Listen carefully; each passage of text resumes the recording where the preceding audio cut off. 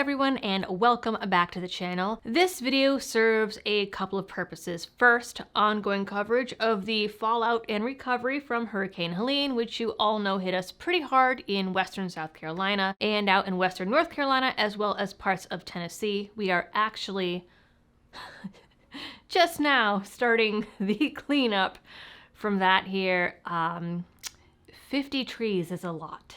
Second, with all the controversy around banks and credit cards trying to track or push out gun owners and gun businesses while other states pass laws against that sort of behavior, there have been people asking for a solution or at least a friendlier bank, credit card, alternative, etc. According to this story, I might have found one for you. That being said, it is not by any means an endorsement, so please make sure that you do your own research. But before we get to all of that, this video is brought to you by Blackout Coffee Company. Blackout is a Florida-based coffee roaster that has strong roots in supporting Second Amendment rights and traditional values. They support channels like mine and have a dedicated partner roasts that raise money for GOA, FPC, and even the Second Amendment Foundation, whose work I have actually been covering a lot lately with some of these folks who have been railroaded by the ATF. So to get a cup of coffee you can be proud of and help the channel, go to blackoutcoffee.com/LibertyDoll, and as a bonus you can use code LibertyDoll for a one-time 20% discount.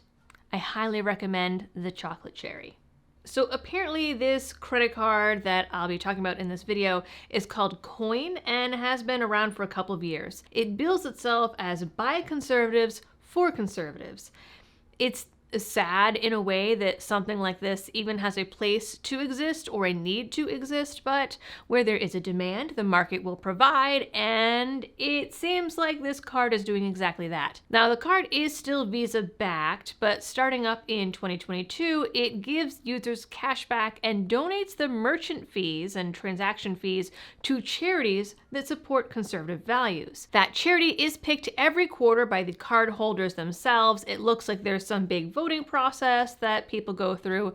Past recipients have included groups looking to reduce veteran and soldier suicide, pro-life pregnancy centers, the Independent Women's Forum, the Life House, which provides job training and rehab for men and women recently released from prison, the Center for the Rights of Abused Children, and the Alliance for Defending Freedom. Their first quarter only saw a donation of $5,000, but here we are about 3 years later, and they and their customer base have steadily grown, with their most recent quarter seeing $190,000 in donations. Their goal, according to the CEO, is to be an effective product for both their customers and cultural change. That being said, remember that they are still backed by Visa, and Visa, like all the major credit card companies, has not been the most friendly when it comes to those merchant codes they wanted to slap on gun retailers and outdoor stores, camping gear, all of that. Now, they did back off because all the other companies backed off, and now there are some laws in place to try and stop that code thing from happening, at least in some states. But keep in mind that that is still something that happened.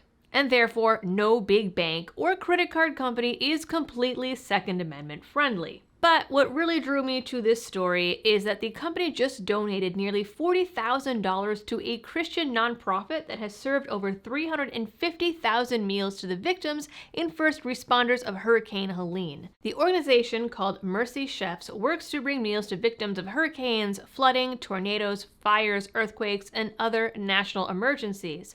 They do this through food and grocery deliveries, community kitchens, and mobile kitchens that are designed to be able to operate even in areas without power and are capable of purifying water on site.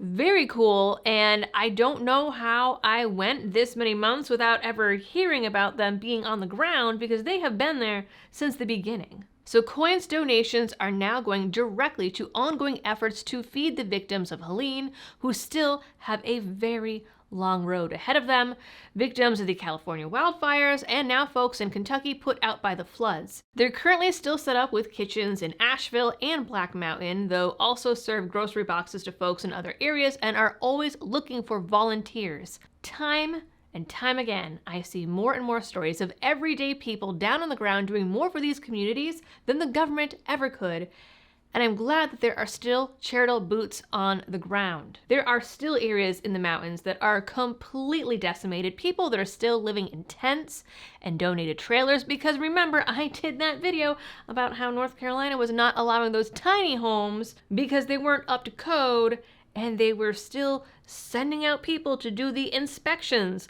on these homes and not kicking people out, but warning them that they were going to be kicked out. So they were getting around actually evicting these people from their tiny homes, but warning them that if they didn't leave, they were going to be evicted.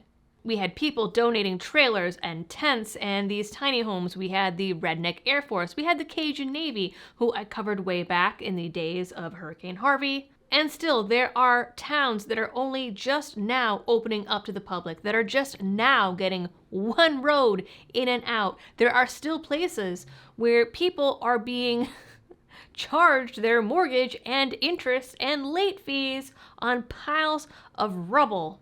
Late fees when they don't even have a place to live because of a natural disaster. They don't have jobs, they don't have schools, and it's just... it is crazy the kind of damage that some wind and rain can do. But thanks to Mercy Chefs and these other communities and organizations and nonprofits that I mentioned, these people are eventually going to be able to rebuild, and I think that it speaks a lot to the importance of community and human resilience. Now, I know that this video is not my usual fare, but I thought that it was a nice little story with a purpose. It's something nice. We don't get to talk about nice things very often here. Apparently, this credit card company has been all over conservative media in the past. This is the first that I've heard of it. Of course, like I said, backed by Visa, they are not completely independent, but it is nice to see some alternatives pop up and a company that at least claims to be transparent with where its fees are going. So that is it for this video, guys. You know the drill for all of the algorithm things. Please do them. And as always, thanks for tuning in. Stay safe out there and happy shooting.